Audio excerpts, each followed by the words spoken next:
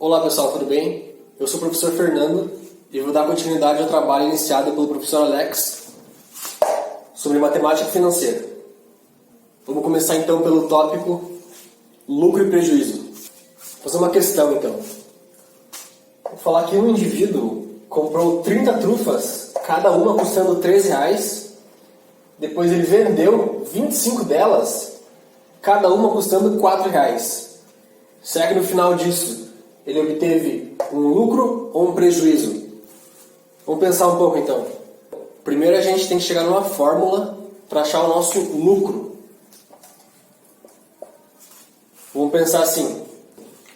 Se a pessoa compra uma trufa a R$13 e depois vende ela a 4, quer dizer o quê? Que ela ganhou R$1 com isso. Ou seja, ela vendeu a 4, mas ela comprou a 3. Isso aqui vai dar um resultado de R$1 de lucro. E o que a gente fez aqui? A gente fez o preço final menos o preço inicial. Em outras palavras, a gente fez o preço final, seria o nosso preço de venda. E o inicial seria o nosso preço de custo. Não esquece o negativo aqui no meio. Ou seja, a nossa fórmula para o lucro vai ser preço de venda menos preço de custo. Então, agora a gente já sabe isso aqui. Preço de venda menos preço de custo é o nosso lucro. A gente tem que achar então qual é o preço de venda total e qual foi o preço de custo total. Vamos lá. O preço de custo, o que ele gastou lá no começo? Ele comprou quantas trufas? 30 a R$13. Ou seja, ele gastou 30 vezes R$13. Nosso preço de custo é 90. Falta o preço de venda. Ele vendeu as 30? Não, ele vendeu 25. Ele vendeu 25 delas, só que ele aumentou o preço. Ele botou para R$4. Então, 25 vezes 4. Nosso preço de venda total então foi de R$100. Então, substituindo o valor de preço de custo e preço de venda na nossa fórmula, a gente tem 100 menos 90. Vai dar então um lucro de R$10. É importante frisar aqui que se o nosso lucro ele desse negativo, não faria muito sentido, né? Um lucro negativo. A gente chamaria ele então de prejuízo. Por exemplo, se esse nosso número que estivesse nesse lugar aqui, ó, que é o lugar do preço de custo, ele fosse maior que o nosso 100, por exemplo, 120, daria 100 menos 120, daria um valor, então, de menos 20. A gente chamaria de prejuízo de R$20, certo? Então, depois disso, a gente ainda pode calcular duas taxas importantes que a gente pode comparar depois, que é a taxa de lucro sobre o preço de custo e a taxa de lucro sobre o preço de venda. A gente vai chamar isso de IC e de IV, certo? O I vem do que a gente combinou, significa taxa. Então, aqui a gente tem os valores que a gente achou antes, é só substituir. O lucro está nas duas fórmulas, ele é o mesmo, certo? Então é 10 nas duas.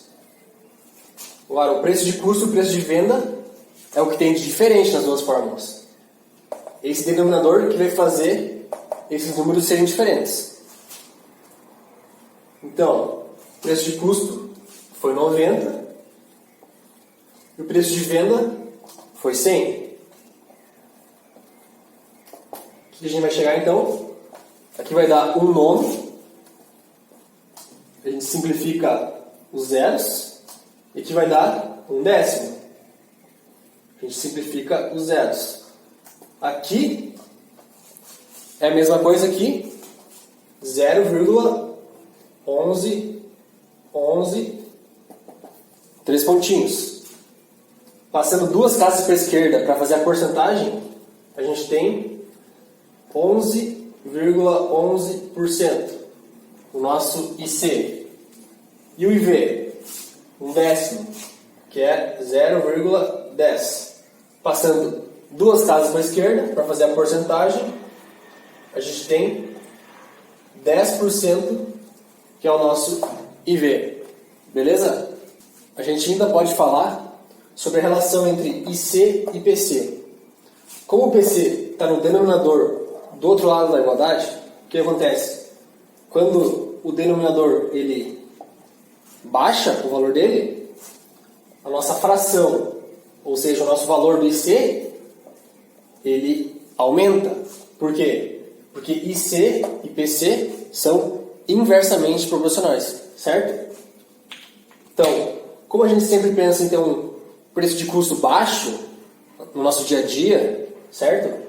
É a mesma coisa que a gente falar que a gente quer ter um IC alto, uma taxa de lucro sobre preço de custo alto, certo? Então, pessoal, vamos fazer um resuminho. O lucro era o que mesmo? Era final menos inicial, né? Preço de venda menos preço de custo, certo? E as nossas taxas, como é que eram? A nossa taxa IC era o que? O lucro sobre preço de custo. E a nossa taxa IV era o lucro sobre preço de venda.